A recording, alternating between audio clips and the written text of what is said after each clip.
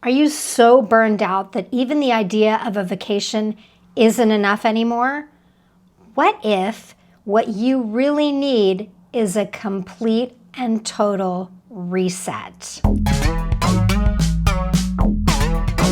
Hello, I'm Kimberly Ann, and in 2022, I moved from the United States to Portugal by myself, sight unseen, and without knowing anyone.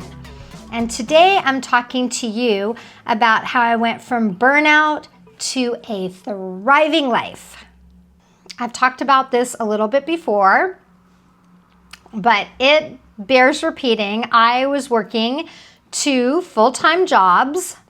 I was working 60 hours a week at least. One job was 40, one was 20. And I was not doing well.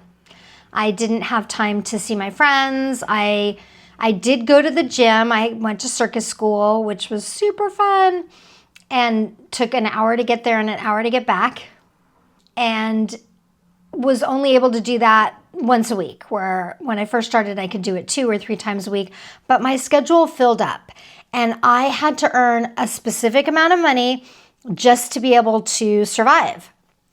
I talk about it a lot. My overhead was $10,000 a month. Crazy, but true. I had my own business. At one time, I had quite a few employees, and it all adds up. It adds up quickly, especially in California. And I lived in Northern California, and San Francisco is actually slightly more expensive than Los Angeles, which is where I'm originally from. So I was working all the time to make ends meet, and I didn't really have a life. And it was hard, but I didn't know any other way. I was stressed all the time. I had a lot of anxiety. I had extreme insomnia, where I would wake up in the middle of the night with my to-do list going over in my head and then just get up and keep working. I worked all the time, and it affected my entire life. It affected my relationships, my friendships, my family life. It affected, you name it, it affected it. I'd always wanted to move abroad. Since I was young, that was my dream. But for 10 years before I finally did it, I was researching it, not extensively, but when I could, and thinking about it a lot. And in the next video, I talk about what spurred my actual reason for moving. But when I finally decided to take the leap, I ended up in Portugal. And there are several reasons, and I've talked about this before, but the main reason was that I qualified for the specific visa that they offered here in Portugal. They still offer it, but things are changing. So when you watch this video, I don't know if it'll still be available. It's a passive income visa. They have them available for quite a few countries. And I talk about that a lot, especially in my Substack articles, but I will talk about that here as well. There are a lot of visa options. Super exciting. And those are changing too. So some of them are ending, but I think others will happen. So when I first moved to Portugal, I was a mess. I'll be honest. I didn't have anywhere to live and for 4 months. And I didn't know anybody, and I didn't know the language. I had studied the language a little bit for about a year, but I didn't know it very well. I've been studying it now for 4 years. I still don't know it very well. It's a difficult language, I'll be honest. But also on that note, an aside, it's important, in my opinion, to learn the language or make an effort to learn a language if you're moving to a new country. So you don't have to be fluent. That would be nice. I'm not saying that's not something I'm striving toward. I am, but just the daily pleasantries. That's important. Knowing how to say hello and goodbye, and goodbye doesn't even matter, but good day and excuse me and can you help me with this, or can you show me that, or I would like a coffee, or whatever. Those are important, in my opinion. But when I first got here, I couldn't even find a market. For real. It took me months to figure out how to even find a market. And I happen to be vegan, so it was easy for me to go to the fruit stands and buy fruits and vegetables. They're everywhere. If you're not, they do have butchers, they have fishmongers, they have people that sell not just produce, but little mom and pop places that sell other items. And I did this before I could find a supermarket. And like I said, it took me months before I figured out the word for supermarket here, before I could look it up on Google Maps, before I discovered all of the different ones, because there are quite a few. And there's still a bunch I haven't even been to. This is a good time to mention, I think it's important whenever possible to frequent places that are Portuguese owned or specific to the place that you're living. So if you're living in Albania, if I was living in Albania, I would seek out Albanian owned businesses. So I do that in Portugal as much as possible. I'm not saying I'm 100%. I'm absolutely not, but I'm 90, probably 90%. So the markets, a lot of markets, especially in Europe, they'll be owned by one country or another. So just for example, there's a market called Auchan, and it is a French market. I'm not saying I don't shop there. I do, but I try to shop more often at the Portuguese markets that are just in Portugal.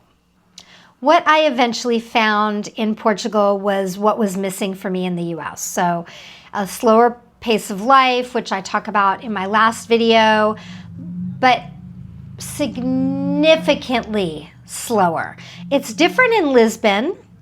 Lisbon is a much more fast-paced city. It is the biggest city in Portugal. I live in Porto, which is the second largest city in Portugal. It's only 3 hours south, Lisbon, but the difference between people that live in Lisbon and people that live in Porto is kind of night and day. And they will tell you that. I was in Lisbon for several months before I moved here, and that's what they said. People kept telling me, oh, people in Porto are much nicer, it's much calmer, it's much more laid back, the pace of life is just more chill. And I have definitely found that to be true. And I like it. I really like it. So that was a big deal for me. I have finally learned work-life balance, which I didn't know in the US, working 2 full-time jobs. I'm actually right now, and this is ridiculous, and I know it sounds stupid even to say it, but right now I have 6 jobs. I really do. 6 different jobs that I do. I could say 6 different income streams, but I'm working really hard at all 6 of them. They're not full-time, none of them, they're all part-time, and I'm getting rid of 2, yay, in the next month and a half. And YouTube is, I consider, a job, so that would be one of the 6.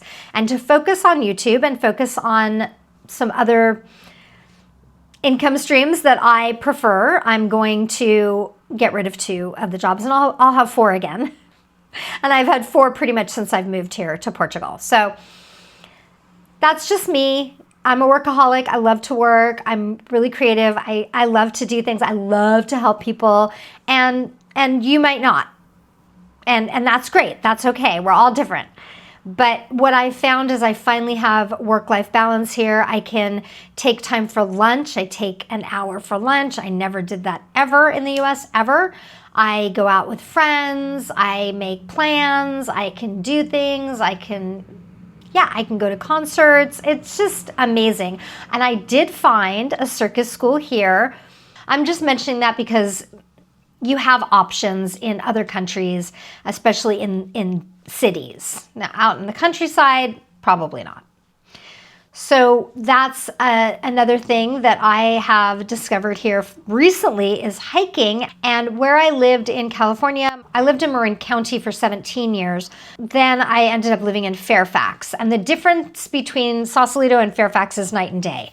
Fairfax is known for hiking trails. There was a trailhead right outside my front door, and very green and lush, and I did a lot of hiking there. And when I moved here, I was really missing the hiking, and I've just discovered hiking trails here. I took my dog, and it was incredible. We had such a wonderful time. The biggest reason I moved here was affordability, or the biggest reason I left the US, and that is one of the main reasons that I live here, and one of the main things that I love about living here is the affordability. I was just talking to another expat recently. We were both talking about how housing prices have increased significantly. So they've quadrupled since in the time that I've been here. And I've been here almost 3 years. So that's pretty devastating for the Portuguese, especially because they earn, the minimum wage is €3 an hour, something 350, I think, and they earn 800 euros a month. And to have housing quadruple, they can't afford to live here anymore. As a matter of fact, my neighbors, they're Brazilian, so they're also immigrants, but I talked to them last night and they can't afford to live in this building anymore. And so they're moving, they told me, pretty far out, probably like 30, maybe even 40 minutes outside of Porto. I think they got a 3-bedroom, 2-bath for 450 euros a month, somewhere between 400 and 500 euros a month, which is incredible. But again, it's not in a city, right? It's out, it's pretty far.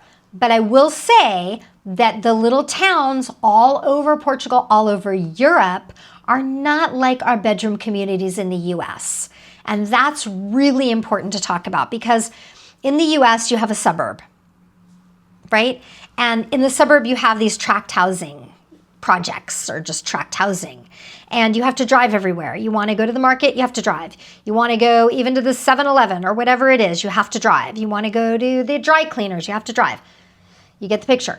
But in the tiny little towns in Europe, everything is there. You won't have the theater, you might not even have a movie theater, you won't have maybe a library or some of the cultural amenities that you would have in a big city, but you will be able to walk to a coffee shop. You will probably be able to walk to a market. If not a main supermarket, you will be able to walk to the fruit stand. You will be able to walk to a restaurant or several different restaurants.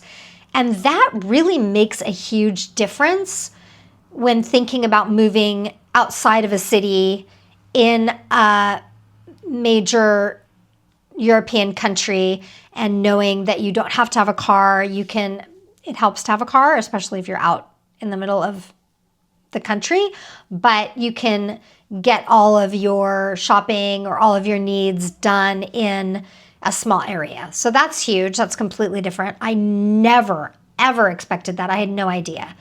Everything else is super affordable here. I go and spend, my example is in the US, I did shop only organic. I'm from California.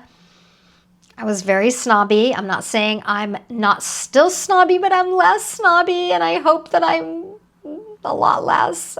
But I didn't know. I knew, but I didn't know. I knew, but I didn't want to look at it.